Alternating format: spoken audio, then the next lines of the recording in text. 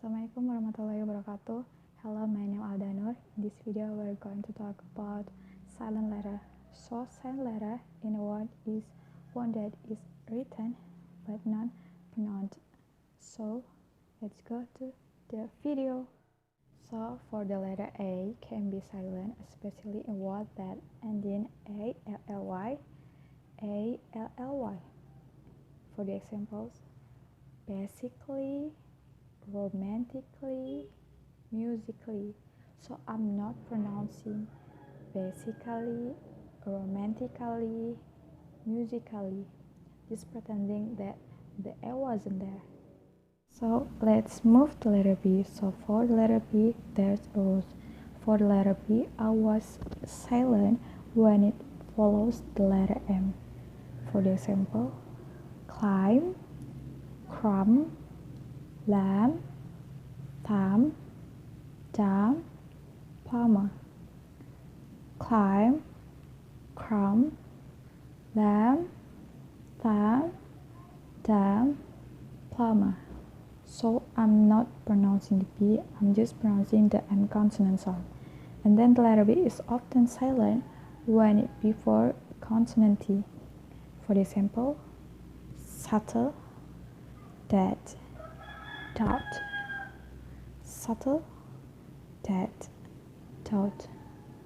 So for these examples, my lips are closing and coming together to form the B sound, and I'm just pronouncing T. Okay, now the letter C. So for the letter C can cause a few problems because it's often silent after the letter S. For the examples, muscle, scissor, fascinet, scene, scenario. They are quite tricky. Muscle, scissor, fascinet, scene, scenario. Yeah, that's for the letter C. So what about the letter D?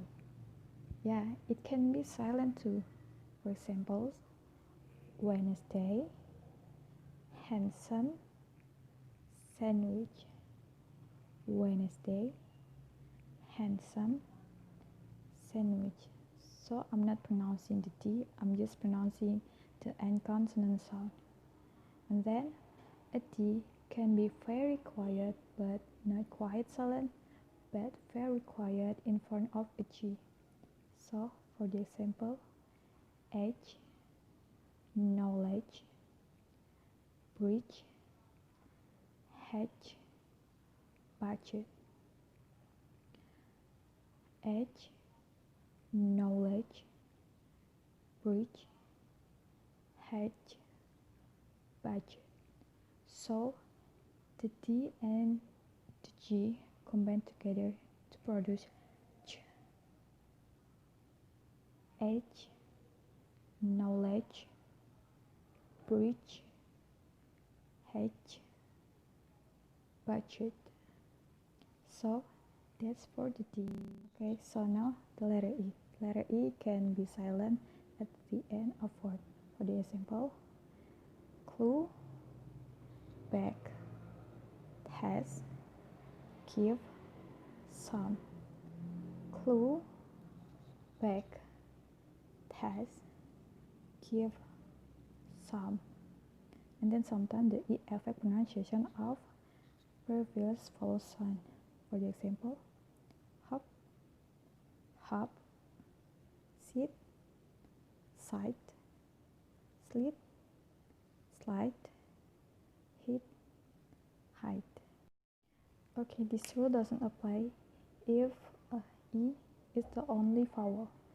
For the example, we, she, he, but E can also be silent if the past form of verb end in ed. For the example, look, ask, played, back. Look, ask, played, back. So that's for E. So let's do the letter G. So letter G can be also silent too. For example, sign, champagne, design, foreign. Sign, champagne, design, foreign. All these examples have a silent G, and the combination of GH can be silent too when it comes after vowel sound. For example, high, light, bright, daughter. High, light, bright, daughter. So this for the G. So now the letter H. So the letter H is often silent too. It's softer when it begins with a W. For example, what, why, when, whistle. And it's sometimes not pronounced at the start of the word, like honest, hour. And it's sometimes not pronounced at following at this tree, like C, G, R. Example for C, choir, echo, G, cost, R, rhythm, ring. Okay, so that's for the letter H. So now letter I. So letter I is not usually silent. It's usually pronounced, except for the word business. So that's for I. Okay, now K. So K is not pronounced when it comes before an N, like knife, knee, knock, not, knowledge. So that's for the K. Okay, now the letter L. So the letter L can be silent too. It's quite common when you look to example, like could, should, talk, walk, york, half, calf, salmon. Yeah, it's quite difficult to pronounce all these words, but let's try. Could, should, talk, walk, york, have, calf, salmon. Yeah, that's all for the L. And then for the letter M. So the letter M, you don't have to worry about the letter M because it is usually pronounced. So that's for the letter M. Okay, so let's do letter N. For letter N, that you do have to worry about, and I want to show you the difference between letter M and N. So for the letter M, when I say M, my mouth are closing together or touching. That M, M, M. For example, mom or Emma, Emma. My lips are closing and touching together. And then the N.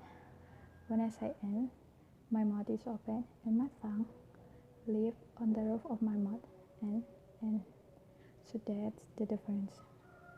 And then it's important because when I explain the silent letter N, it's actually silent, and when the letter N next to M, for example, damn, damn, autumn, autumn, him, him, column, column. Yeah, so that's for letter N. Okay, now the letter P. So the letter P can be silent in a word like visit, psychology, psycho. It can be silent or change when it comes to the H to make F sound. For example, paragraph and telephone. So that's for letter P. So now the R in American English is not silent, but it can be in British English or Australian English. And if you think a word like butter, butter, the R at the end of word is not pronounced. So that's for R. Okay, so let's go to letter S. For the letter S, it can also be silent. For example, island, island, debris, debris, aisle, aisle. So that's for the letter S. So now the letter T can also be silent. For example, listen, listen, castle, castle, ballet, ballet, soften, soften. So that's for T. So for letter U can also be silent.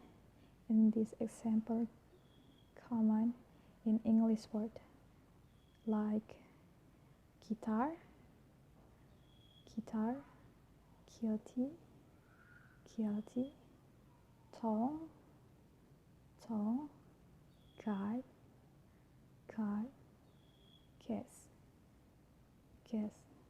And it's also not always pronounced in adverb like beautifully, beautifully, wonderfully, wonderfully. So that's for letter U. So for letter W, it's silent when it starts off the word before the letter R.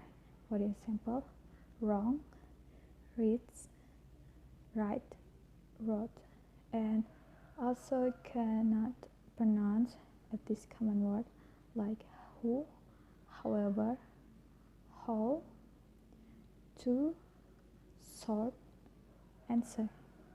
So that's for W. And for the last, thank you so much, and I would like to apologize for my mistake in this video. Thank you guys so much, and assalamualaikum warahmatullahi wabarakatuh.